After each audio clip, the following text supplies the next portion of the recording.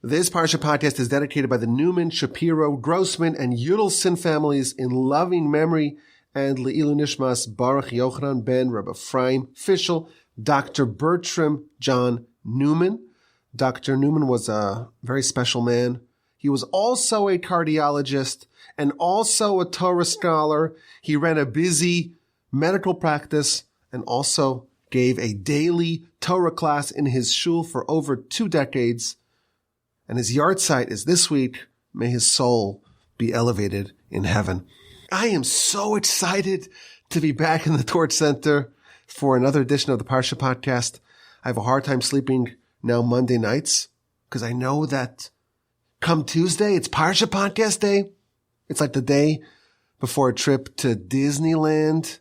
And now it's even better. It's even sweeter. It's even more exciting because there's a live audience. TorchZoom.com, Tuesday evenings at 8 p.m. Central. If you're listening to the podcast, I only release it on Thursday. So you want to hear it earlier when it's fresher, you could join us any week. TorchZoom.com, Tuesday evenings, 8 p.m. Central. And we have a fun and exciting podcast on a monumental Parsha. It's year 9 of the Parsha Podcast. And the theme this year for the podcast is Torah is your ID. It's an idea and a dilemma. And make sure you stick around for the dilemma because it's a dandy, in my opinion. Let me know if you think otherwise. RabbiWolbe@gmail.com. In our Parsha, we read about the most significant event in all of human history, the Sinai revelation, when an entire nation experiences prophecy and lives to tell the tale, and that forever cements, solidifies, and ensures the undeniable, unimpeachable, incontrovertible veracity of our religion. No other religion has a national revelation at its founding. No other religion even claims to have one. We know for sure, and we forever believe that the Torah is indeed the Word of God. And it's given to us by the most vetted prophet of all time, and that is Moshe. We experienced prophecy alongside Moshe. He is verified. He is vetted. No one has, and nor will anyone ever legitimately challenge his veracity as a prophet. A whole nation. A nation of 600,000 adult males, we can assume a comparable amount of females, not including children. Everyone heard the 10 commandments from God directly. Now, to be precise, the first 2 are from God directly, and the final 8, that's when God amplified Moshe's voice. But certainly the first 2, the whole nation heard it from God.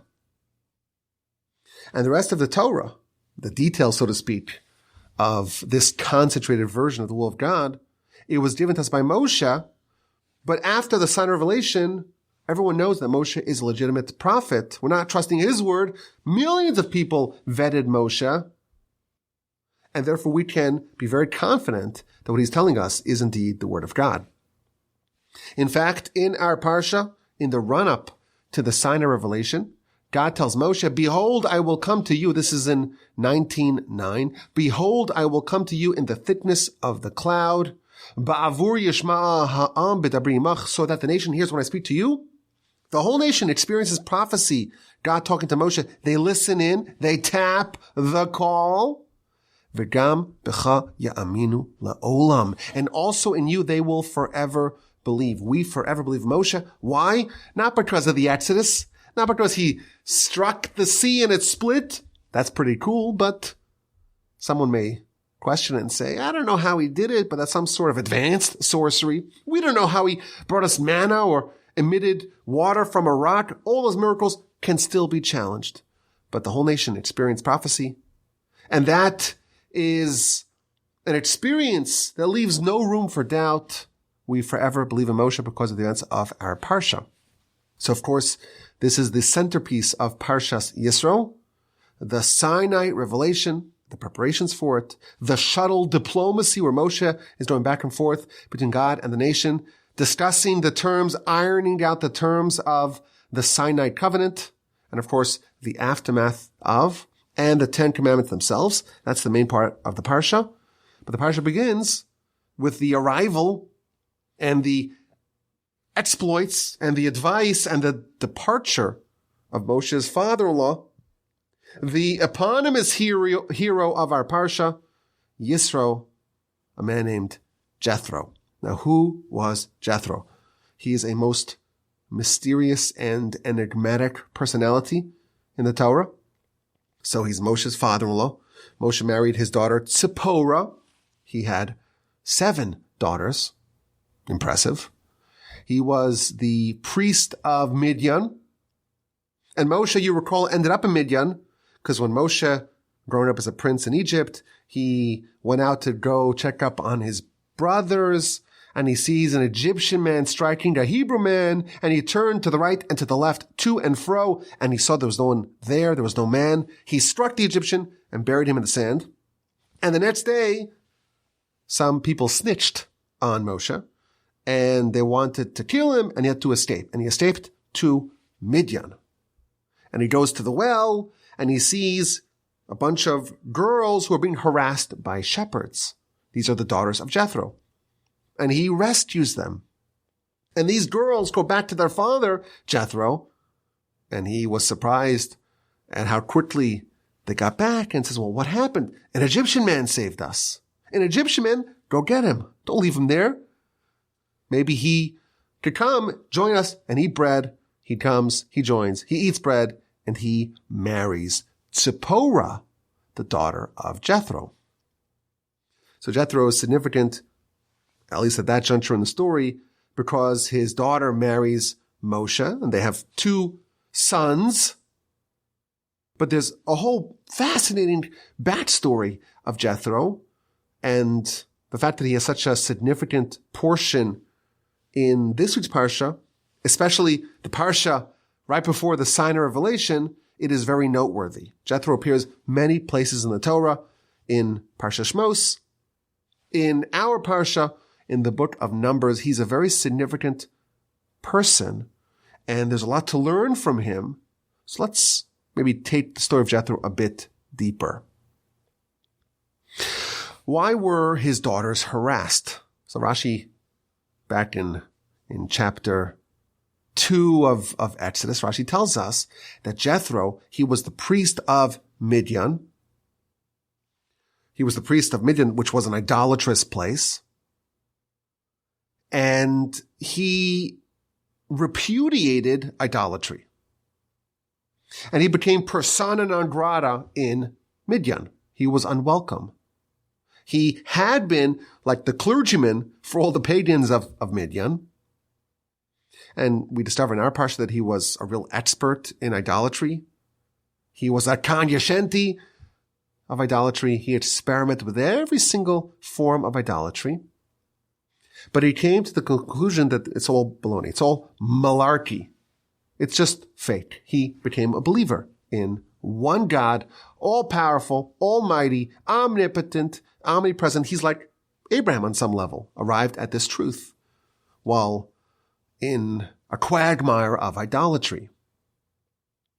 And because he repudiated idolatry, he actually forfeited a lot. He was the clergyman. He was a hero. He was respected and honorable. And now that he rejected it, his daughters suffered, and Moshe, of course, rescued them that fateful day. But he had an even earlier backstory. He was not originally from Midian. He was actually originally Egyptian. And he was a very formidable person. And he had been part of Pharaoh's cabinet. He was an advisor to Pharaoh. He was a high-ranking minister of Egypt. And recall Exodus chapter 1, it tells the story of the scheme, of the plot of Pharaoh. Let's enslave them. Let's throw their male sons into the water. Let's get the Jewish midwives to kill the Jewish boys. Pharaoh discussed those plans, those evil genocidal plans, with his cabinet, with his close advisors. And Jethro was part of that cohort. And when Pharaoh hatched his genocidal plans to kill all the Jewish babies, Jethro said no. He was a conscientious objector to this plan. And like Moshe, he had to flee. This was not exactly a democracy. This wasn't King Arthur's round table. If you go up against Pharaoh, you're a dead man. He had to flee. He went to exile. He went to Midian. And eventually he repudiated idolatry in Midian. And his daughter, Zipporah, she marries Moshe. So he has an interesting backstory. And if you think about just how many different forks he has in the fire, so to speak, his son-in-law is Moshe, but his pedigree is actually Egyptian. This is important to the story, as we shall see. Now, in Parsha Shmos, Moshe married his daughter, and they had 2 sons, and he was a shepherd. Moshe was his father-in-law shepherd. And then Moshe has the prophecy at the burning bush. And after all those objections, Moshe agrees to go to Egypt to go save the Jewish people. And chapter 4, verse 18, he goes to Jethro and requests permission, his approval to go to Egypt. And Jethro says, yes, go in peace. And Moshe travels. He takes his family, his wife, and his 2 sons, and they travel to Egypt. And they meet Aaron along the way. And we know the rest of the story. He goes to Pharaoh and does the miracles. And Pharaoh says no. And Pharaoh withholds the ingredients. And then they go back a second time. And the 10 plagues, and so on. All the events of the Exodus. But Jethro's role ends, or the initial storyline of Jethro in the Torah ends in Shmos. And that, just in the chronological timeline, that's about 1.5 years from this point. Moshe left Midian, went to Egypt. It was about 1.5 years before the Exodus, and now we're very soon after the Exodus. But we haven't been following the story of Jethro. We left Jethro when Moshe departed. And a lot happened to Moshe in Egypt. The 10 plagues, they're eating manna, they had the war with Amalek, they had the water from Baruch, they had the splitting of the sea, they had the song of the sea. A lot happened to Moshe and the Israelites and Pharaoh. We left Jethro behind. We don't know what transpired to Jethro in Midian. And our Parsha brings us back to Jethro. And it tells us that Jethro, he followed the story from afar. He heard all the dramatic events that happened to the Jewish people with the Exodus, and he came to join. Chapter 18, verse 1, Vayishma Yisro, and Yisro, Jethro, he heard. Well, who's Jethro? And it revisits him. He's the priest of Midian. He's the father of Moshe. He heard all that God did to Moshe and to Israel. He heard about the Exodus, and he takes Moshe's wife, his daughter, Zipporah, and her 2 sons, and they travel, and they join the nation. What exactly did Jethro hear? We spoke about this in previous Parsha podcasts. What news made it to Midian? So it's interesting what he did hear, what he did not hear, what moved him, what motivated him, what prompted him, what inspired him. What was the catalyst, the impetus that got him to travel? It was the splitting of the sea. It was the war against Amalek. It was the manna, and it was the water coming out of a rock. Those are the events that he heard, and he says, okay, I want to join. That's a bit of a continuity problem in the story, because when Moshe left, he took his wife and his 2 sons. If you read in chapter 4 of Exodus, Moshe left Midian, went to Egypt with his family. And now it's 1.5 years later. It's lots of chapters in the story later. And Jethro is coming from Midian to Mount Sinai, or to the area around Mount Sinai, the desert, the wilderness. And he's bringing Moshe's wife and his 2 sons. Wait a minute. I thought they went with Moshe originally. That's the question, of course, that everyone asks. And Rashi tells us, again, fills in more of the backstory for us. When God told Moshe in Midian, to return to Egypt, he just naturally took his family with him. And the verse tells us that he rendezvoused with Aaron at Mount Sinai. You think of Midian, Mount Sinai, Egypt. These are three different locations. Moshe, he experiences the burning bush at Mount Sinai. He goes back to Midian, gets his family, travels in the direction of Egypt. Aaron is traveling in the opposite direction because God told Aaron, go to meet Moshe. And they meet up again at Mount Sinai. The verse says that explicitly in chapter 4 earlier in the book. So Moshe's coming with his family, his wife and his two sons, and they meet at the mountain. And Aaron sees that Moshe is not alone. He's about to head into a war zone with a wife and two little kids. And he says, who are these people? So Moshe says, well, let me introduce you. This is my wife Tzipporah. She's your sister-in-law. These are my two sons, your two nephews. And I said, where exactly are they going? Where are you bringing these people to? Well, I'm going to Egypt. I'm going to Egypt. He says, no, you can't bring these people to Egypt. We're trying to get everyone out of Egypt. We're not bringing more people to Egypt. So when Aaron says that to Moshe, Moshe's like, oh, he's got a good point. So he tells his wife and his two sons, you go back to Midian. I have to go to Egypt myself. So they make an about face and they return from Mount Sinai halfway to the destination in Egypt. They turn around, they go back home to Jethro. And now it's a year and a half later. The Exodus already happened. The nation is back at Mount Sinai. And Jethro comes with, for the second time, Moshe's wife and two sons make the journey from Midian to Mount Sinai. Now, the whole subject, to me, this is fascinating. The whole aborted journey.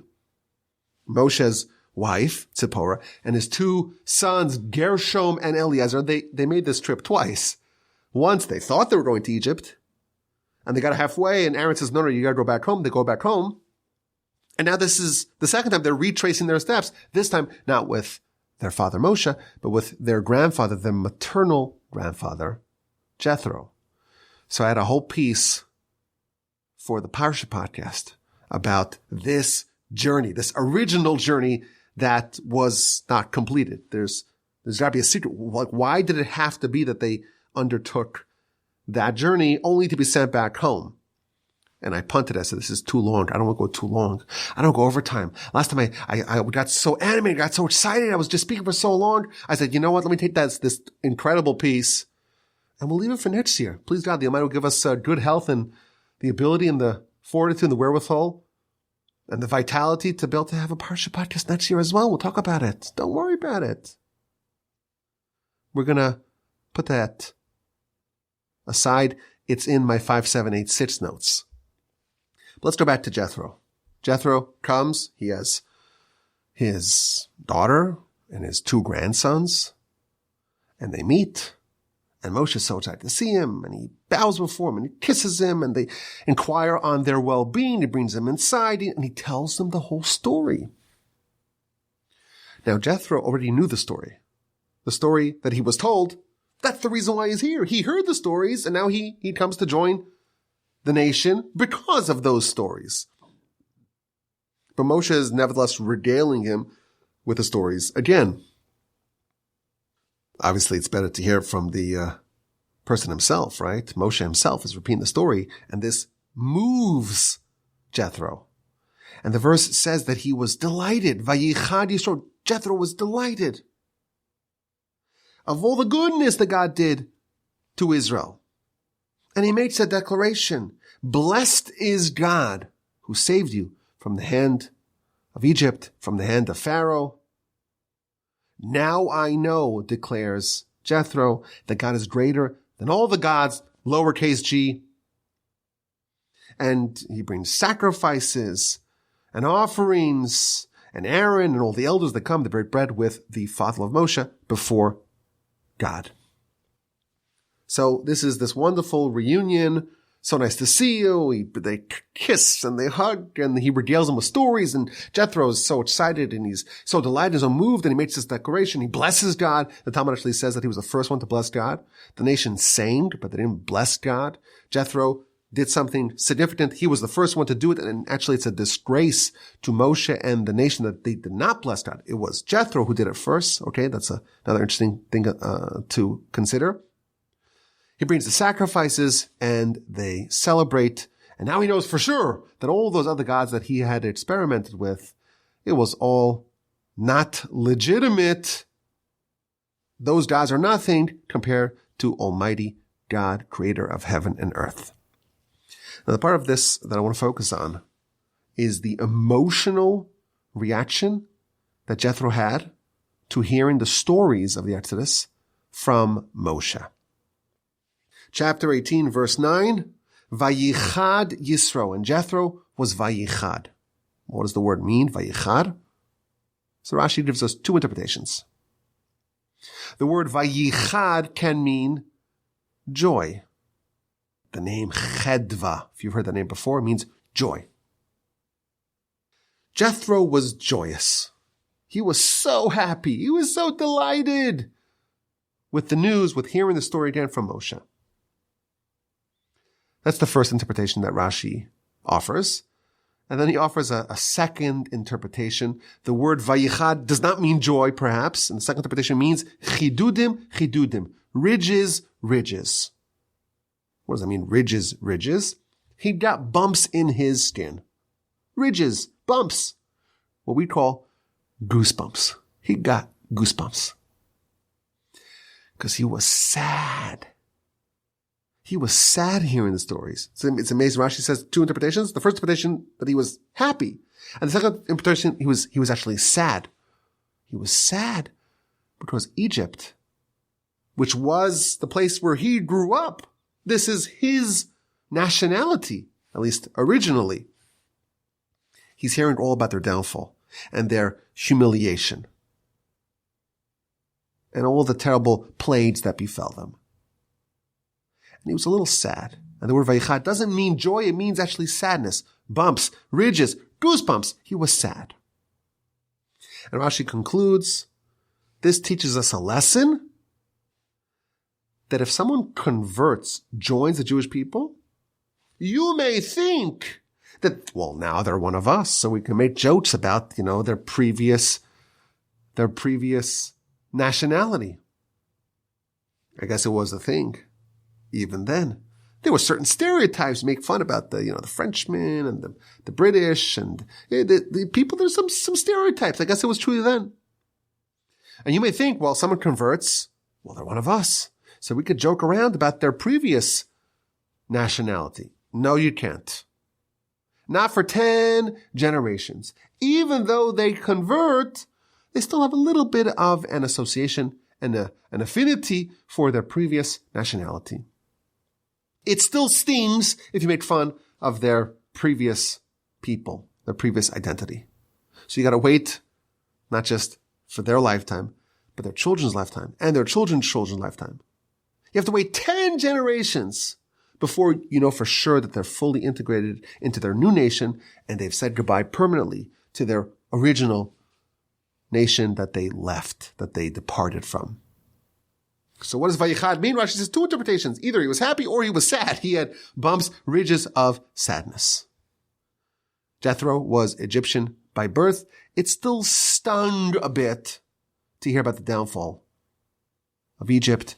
Don't mock a convert's previous nation. For 10 generations, they still harbor some affinity for their nation of origin. Now, this is very interesting, and it's very unusual to have this set up in Rashi. Rashi is trying to define a word. The word Vayichad can mean a lot of things. Hebrew words are more dexterous than English words. They have a lot of different meanings that they could take on. So we have the first interpretation, joy, second interpretation, sadness. Total opposites, and they're both the interpretations in Rashi, which is very interesting and unusual. And where this gets really interesting, and maybe a bit more unusual, is the Talmud offers a third interpretation. The Talmud says vayichad doesn't mean joy. It doesn't mean goosebumps, ridges, bumps of sadness. The word vayichad is from the word chad. The word chad. Even today in Hebrew, it means sharp. Vayichad. He did something sharp. Says the Talmud, Jethro took a sharp knife and circumcised himself. When he heard the incredible stories of the Exodus, he did something with a sharp knife. He circumcised himself. He says, I am joining this nation. He is the first convert after the Exodus. And he did it with a super sharp scalpel. Now, the commentaries on the Talmud say something very profound. Why did Jethro take a sharp knife? A knife by definition is sharp, right? But he didn't just take a knife. He took a sharp knife. The commentary tells that there's something very deep being conveyed here in this Talmud, in this Talmudic interpretation of the verse, chapter 18, verse 9. Circumcision, it's not just like some sort of surgery to remove some unwanted skin. That's not what a covenant is. It's a decision to sever something that pushes you away from God Almighty, to take a knife and say, I'm done with that, I'm getting rid of that, I'm excising that, I'm taking that thing that is a blockage, that is a barrier separating me from Almighty God, I'm cutting it, I'm removing it. I'm making a choice, a decision to depart, to dissociate from that. And the commentaries tell us, when someone has the great privilege to convert, to become Jewish, and they circumcise, they have to decide how sharp of a scalpel they use. Some use a dull knife. Now, this doesn't mean literally dull. It means that their conviction to depart their previous identity and say goodbye to it and become a new person doesn't quite have that conviction. A little bit of their previous identity remains. That is a possibility with converts. But Jethro was vayichad. He took a sharp scalpel. And in this decision to embrace the covenant, to join this nation, he excised, he removed all vestiges of his previous self. The knife was very sharp. There were no remnants of Jethro, the previous Jethro, that remained. This is a very deep idea. Circumcision, it's not just a physical act. It is a physical act, but it's also, it symbolizes a transformation. You're taking part of you and saying, this is no longer part of me. I'm removing this. I'm severing this.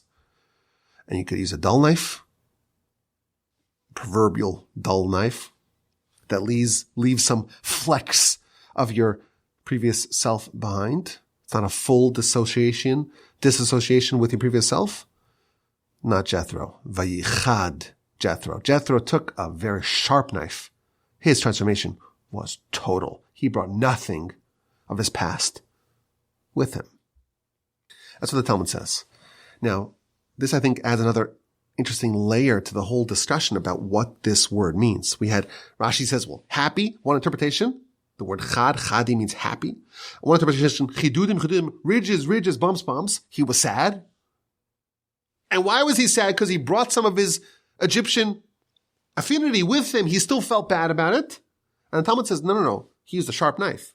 Jethro, the previous Jethro, is gone. It was completely removed. He's a completely new person. This is the ideal sort of convert, the one who does a sharp knife. He uses a sharp knife to say goodbye to the way he was previously. So it's polar opposites of how much of Egypt, of the previous Jethro, remains. The interpretation that Rashi offers is that, well, he felt goosebumps. He still felt a little bad.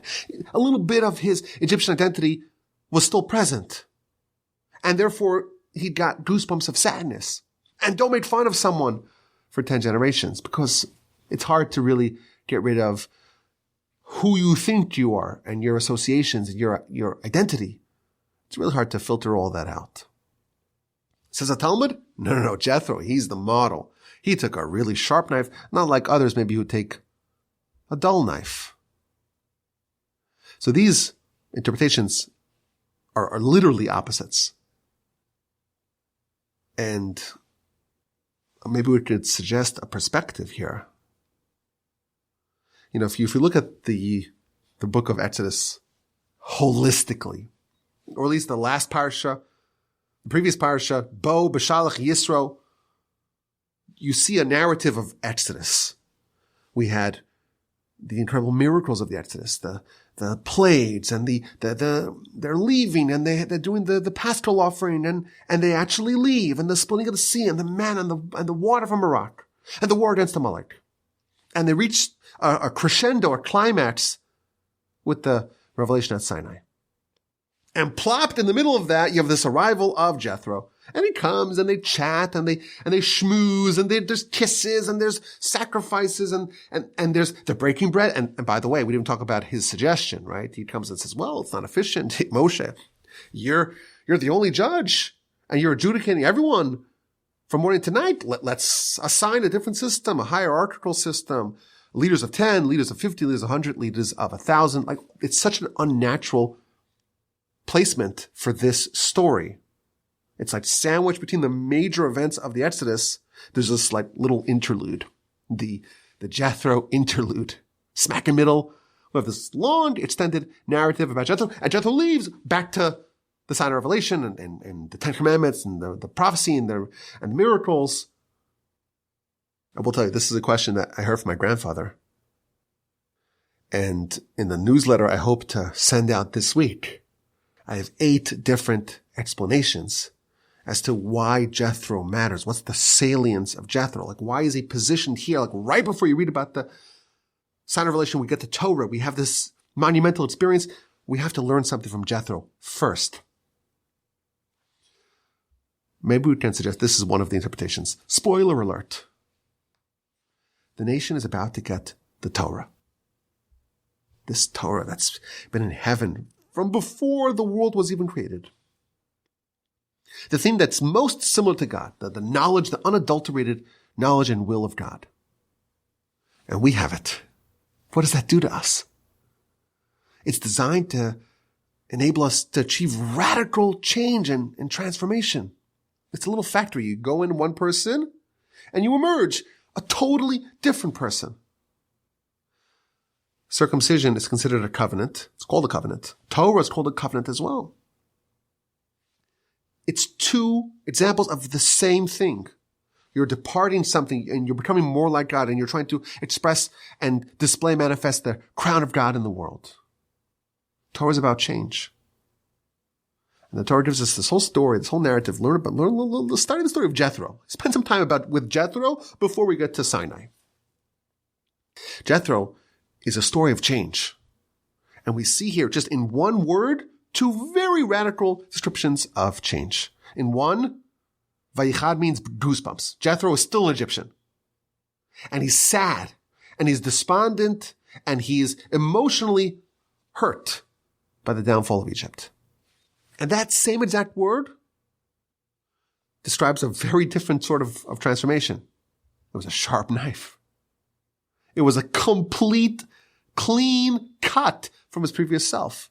It was a totally different person. Maybe the lesson that Jethro shows us, and the radically different interpretations as to what the word Vayichad means, it shows us the diversity of change. It could be more surface. Jethro still harbored some affiliation and affinity towards Egypt, or it could be completely, thoroughly fundamental. Jethro was a convert. He changed his whole life. He became a different person. There's 2 ways to become a different person. You could do it in this Vayichad or in that Vayichad. It could mean you cut yourself clean with a sharp knife. nothing to do with your previous self, it's all removed, it's possible that you're still harboring some vestiges of your previous self. That said, it's still very interesting that our sages are offering completely opposing interpretations in one word. One interpretation of the word vayichad is lauding Jethro. He used a very sharp knife. No vestiges remained. And the same exact word is used in an alternative interpretation to say that he was clinging still to Egypt. So I saw some very interesting answers or explanations, different approaches to this fascinating discussion about Jethro. One interpretation said they're both true. Jethro was both someone who had a little sense of sadness, goosebumps of sadness for the downfall of Egypt, and he took a sharp sword. They're both true. And it's complementary. He initially felt some goosebumps of sadness, and when he realized that, what did he do? He took a sharp knife. They're both true. Jethro was determined to have a clean cut from his previous self. And when he sensed that there's some little bit, some vestiges, some flecks of his previous self, it wasn't a clean cut, he sharpened his sword. He did the transformation. Remember, the Parsha begins, he leaves Midian, he comes and he joins. There already is a profound change. And he gets there and he makes the change, makes the transformation, and he says, no, there's a little bit that I still need to do. And he sharpens the scalpel and he does it again. He's determined to achieve complete transformation, and the two interpretations actually go together. He discovered, when he was told the story, he felt this little shuddering feeling of a twinge of sadness. And he's like, wait a minute, why am I sad? Why does it still sting? Oh, I must have something left over. Let's get a sharp sword. Let's get a sharp knife. Let's get a sharp scalpel and make sure we do this properly. That's one way to kind of view the two interpretations as complementary. There's another way to view them as complementary. This is a bit of a counterintuitive principle, but it's an idea that we saw recently. I want to revisit it because it's counterintuitive and it's profound. The greater someone is, the more sensitive they are to even slight spiritual imperfections. Recall when Jacob flees from Laban, he's about to encounter Esav, and he prays. That's in Parshas Vayishlach. He says, I have become small. Katonti, I become small because of all the kindness and all the goodness that he did for me. Jacob is worried that all of his merits are gone. Nothing remains. He's doomed. Jacob is one of the greatest people of all time. We say God of Abraham, God of Isaac, God of Jacob. Those three and those three alone. Yet Jacob, he's worried that his merits have been depleted. They're exhausted. There's nothing left. All the goodness that he received, well, that used up all of his merits. You know, we tend to feel pretty good about ourselves. You know, we're not perfect. None of us claim to be perfect, but overall we're pretty good. And the amount of goodness that we receive and kindness we receive, well, things are okay, but come on, they could be a lot better. I think most of us, or at least the tendency is, to be more confident in our own righteousness. And imagine we still have merits in the tank than Jacob was. So why is Jacob worried about flaws or spiritual shortcomings? There's a principle. As someone becomes spiritually more advanced, they notice more and more and more of their own flaws. And it's counterintuitive because you imagine it should be the opposite. And it really is the opposite. Their flaws are smaller, but their aperture widens. And they notice more and more and more of their flaws.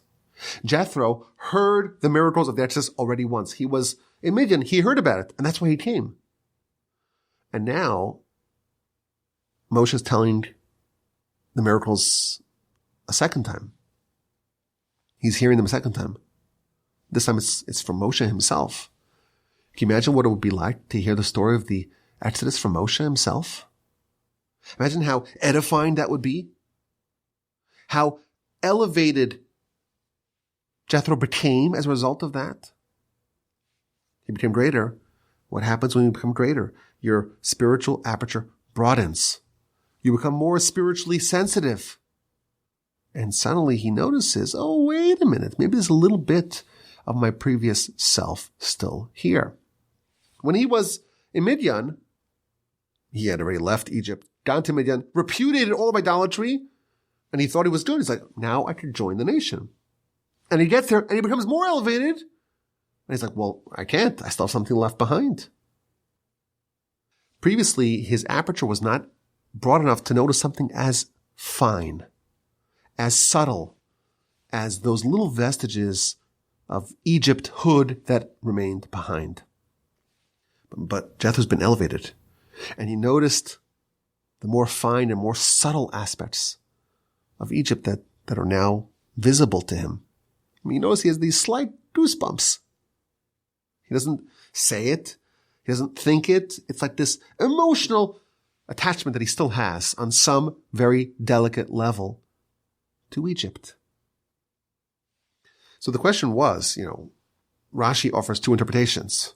One of them is praising Jethro. One of them is seemingly criticizing him, pointing to his flaws.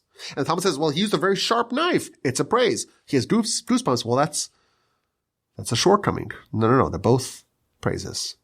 The fact that Jethro noticed something so delicate, so fine, such a slight nuance, it's actually telling us the greatness of Jethro. And that's the counterintuitive point.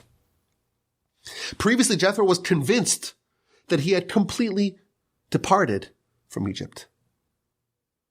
And now he's elevated to a higher level, and he's like, well, maybe I didn't. Maybe there's something that's left behind.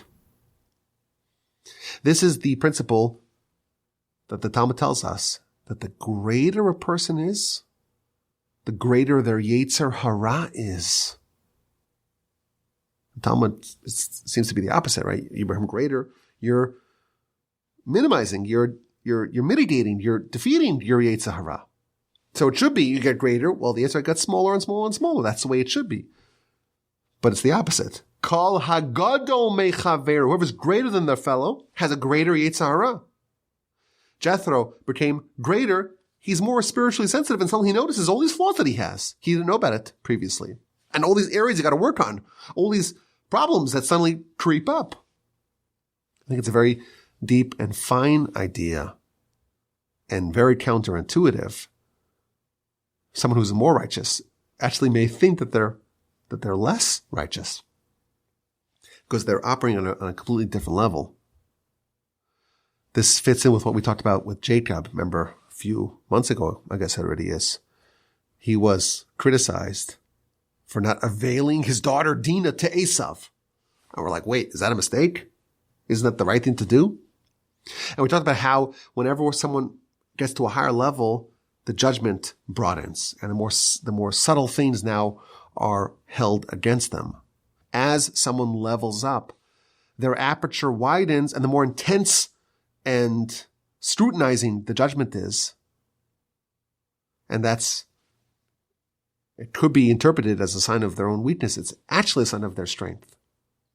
If someone feels like they're experiencing flaws from all sides, they're noticing all these problems that they have, all these character shortcomings, all these spiritual maladies, but they're working so hard to grow and to elevate, and they're just running into more and more and more problems. Things were easy before they took their spiritual life seriously. And now they take the spiritual life seriously, and suddenly they have all these flaws that didn't exist previously. Jethro is in Midian. He's like, Egypt is done. I'm done with Egypt. I could join the nation. He gets there and suddenly, wait a minute. I'm feeling all these goosebumps. What's going on? It's a counterintuitive reality. the greater someone is, suddenly the flaws that they previously were even unaware of are now surfacing. And the analogy is you have two rocks. One of them is an ordinary rock. Maybe it's flat. You could stip it on the water. It's just a rock. I have a bunch of geologist friends. They're like, no, it's not just a rock. There's so many different types. It's so fascinating. But for us, it's just a rock. This is a limestone. This is a this. This is a that. They know rocks, and no rock is boring to them. But that's one type of rock. It's just an ordinary stone you'd see, a pebble that you'd see on the ground. You see a 1,000 of them, 1,000,000 of them a day. And there's another rock, which is a diamond, a crown jewel. Glinting, gleaming, stunning, gorgeous, expensive, sparkling, precious, valuable. Which one of those two are scrutinized from every angle? Which one do you take a loop to magnify it and to look for even the slightest imperfection? One's a diamond. Why are we worried about the diamond? The diamond's a diamond. We should look at everything else, the stones, the ordinary stones. No, that's the way it works, is that a slight imperfection in something like a diamond, that's what matters. The goosebumps that Jethro experienced, the slightest of slight associations and affinity that he still had with Egypt, he was not even aware of it beforehand. He hears the story from Moshe. He's been elevated and edified. And now suddenly he's aware of this most fine and subtle bit of Egypthood that he possessed. It's counterintuitive. The more spiritually elevated someone is, the more they seem to notice their flaws. The more they have to wrestle with their flaws. A bunch of ideas for just one word. Vayichad Yisro. Change comes in all sorts of different varieties. What happens like with Jethro? Fascinating introduction to change before we get to Torah. But now it's time for the dilemma. The dilemma, as we like to call it here on the Parsha Podcast. Here's the dilemma. What to do when you finally achieve your potential? We talk all the time about you have to strive to achieve your potential. You have to actualize your potential. You have to know what you're created to do and to pursue it and try to achieve it. You achieve it. Most of us, we don't have that problem, right? We have a lot more potential than we're exploiting. So maybe it's not pertinent to us quite yet. But what happens when someone sets a goal, an outrageously ambitious goal? This is my potential. I could do it if I work my hardest. And they reach the end. They've maximized their potential. What to do now? You laid out your vision. This was the goal. This was the endpoint, the destination that you're striving to achieve. And you determined that this is something which is feasible given your talent, your ability, your strengths, your gifts, your skills. If you work hard, you could actualize it. And what do you know? You reached your goal. Like a total boss. Well, what now? Is it time for a vacation? A well-deserved sabbatical? Maybe it's time to just coast. Take it easy. Take a victory lap. Retire. What to do? A fantastic dilemma. I once heard a study about Nobel Prize winners. They reached the absolute pinnacle of their fields. And someone studied them. They achieved some sort of breakthrough in their 30s, and their productivity crests, plateaus, and dips. Their creativity dips. They don't reach new plateaus. They peak. They've set their goal to this summit, this pinnacle, this apotheosis, this acme, and there's nowhere else to go. Or is there? Listen to this splendid, sensational, unbelievable resolution to this dilemma. that relates to our Parsha. Chapter 18 tells the whole saga of Jethro. Chapter 19 is the preparation for the Sinai revelation. And I want to read to you the first 2 verses of chapter 19. B'chodesh hashlishi, on the 3rd month, litzeis b'nei Yisrael me'eretz Mitzrayim. From the Exodus, it's month 1, month 2, month 3. They left in the middle of month 1, so the month of Nisan, on the 15th of Nisan. And now it's the 3rd month. So it's a month and a half since the Exodus. Bayom hazeh, on this day, Bo Midbar Sinai. They arrived in the wilderness of Sinai, of the Sinai wilderness. Verse 1 tells us the date, the 3rd month from the Exodus, and they arrived where? In Mount Sinai, or near Mount Sinai, the wilderness of Sinai. You will not believe what verse 2 tells us. Verse 2 tells us they traveled from Rephidim. Now, Rephidim is a name that we've seen before. It's a place we've seen before.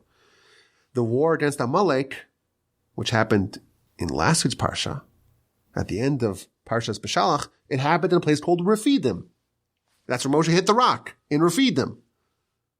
So they traveled from Rephidim, Vayavo, and they came Midbar Sinai, to the wilderness of Sinai. This is in verse 2. And they encamped opposite the mountain. Notice anything wrong with these verses? In which verse did they arrive in the wilderness of Sinai? It's in verse 1. On the 3rd month after the Exodus, on this day, meaning the first day of the month, they arrived in Midbar Sinai, in the wilderness of Sinai. In the very next verse, it goes back to where they departed from. Vayisum Rephidim, they traveled from Rephidim, which is the place where they had been previously, where they had the war against Amalek. Last week's Parsha. And they came to Midbar. That's what he told me in verse 1. So that maybe the verses are out of order. You should tell me first where they departed from, and then where they arrived to. But now it tells me they arrived in Mount Sinai. It doesn't tell me where they came from. And then it goes back to where they left from, and they arrived in Mount Sinai. Now, of course, you and I are trained to know that, like, the Torah is very precise, completely precise. And you read these verses, and it seems like there was just a redundancy. It's out of order, and it's repetitive. What's going on? Now, it doesn't immediately appear to anyone as to how this will resolve our dilemma. We have a dilemma, what to do, you reach your potential. What now? It doesn't at all relate to it, but I'll tell you that it does. Now, I will not take credit for this idea. This comes from the Chassam Sofer, one of the greatest Jewish sages of about 200 years ago. I think he passed away in maybe 1835. Chassam Sofer. And he bases his idea on a very famous verse in Psalms. This is Psalms, Tehillim, chapter 34, verse 15. Sur meira, depart from evil, va'asei tov, and do good. Are you ready for this? Bakesh shalom, seek peace, viradfeu, and pursue it. Feels like, we've seen that, those verses, we've seen that. Bakesh shalom, seek peace, and pursue it. Bakesh, which means to seek, to desire. Peace, shalom, viradfeu, and chase it. Says the Chassam Sofer, I'm going to give you a new way to interpret this verse. Seek peace and pursue it.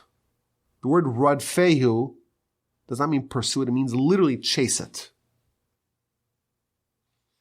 Now, when you're chasing something, there's 2 reasons why you could be chasing something. You could be chasing something because you want it. You could be chasing something because you want to get rid of it. Chase something away. Chase away. If you see a raccoon, you start to chase it. You don't want it. You want to get rid of it. So you chase it. You chase it away. Says the Chassam Sofer, I'm going to give you a new way to interpret this verse. Bakesh shalom, to seek peace, and radfeu, and chase it. Don't chase it because you want it. Chase it because you don't want it. You want to chase it away. Okay, let's explain. Peace means harmony. Harmony. In our dilemma we have someone who has potential and they achieved it. So there's a certain harmony between their potential and what they've become and their performance. That's peace, where what you could accomplish and what you actually did accomplish are now adjacent to each other. That's peace. What happens when you achieve peace? Bakei shalom viradfehu. Chase it. Don't chase it again. Chase it away. Don't just sit on your laurels. Oh, I achieved my potential. No. You have to chase it away. Once you reach an equilibrium where there's peace, there's harmony between your potential and your performance, you must banish this equilibrium because there's a new peace for you to pursue. You have to elevate your ambition. You have to elevate your drive. You have to set your goals higher. You must level up. And thus, what you were previously seeking, bakei shalom, you wanted to have this peace between what you could accomplish, or what you think you can accomplish, and what you actually do accomplish. You want that. Once you arrive at that, you have to chase it away. This is a very novel interpretation of the verse in Psalms, and he's going to use this idea to interpret our verses. Chapter 19. The nation comes someplace. Where do they come? To the wilderness of Sinai. This is the place of great accomplishment. They wanted to leave Egypt to go here, to arrive at a certain state of greatness that the Torah describes as Midbar Sinai, the wilderness of Sinai. And they arrived there on the third month. They reached their goal. They reached Sinai. By the way, he tells us, just unbelievable, the word shalom, to seek shalom, peace, and the word midbar Sinai, the wilderness of Sinai, they're the exact same gematria. 376. It's the same word. In verse 1 of chapter 19, they arrived, they got there, they accomplished it, they finally achieved their goal. They've harmonized their potential with their performance. They've reached an equilibrium. They've reached shalom, a place of peace, Midbar Sinai.